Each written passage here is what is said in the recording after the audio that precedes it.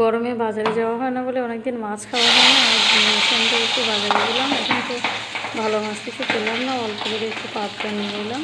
তো এগুলো ভাজা দিচ্ছি। এটা কড়াইতে দেওয়ার সাথে সাথে এমন চটপট আওয়াজ করলো, ভয়ের জন্য ক্যামেরা অনেক দূরে সরে গিয়েছিল, ভয় পেয়ে গেছিলাম।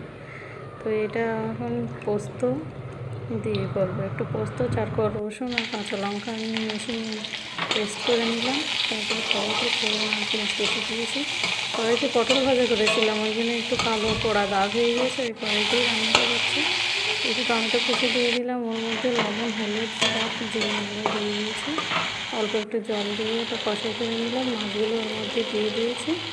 পাবদা মাছ এমনিতেই টেস্টি, ওকে একটু মশলা দিয়ে রান্না করলেও ভালো লাগে। পাবদা, ইলিশ এগুলো তো নিজের থেকেই নিজেদের স্বাদে অতুলনীয়।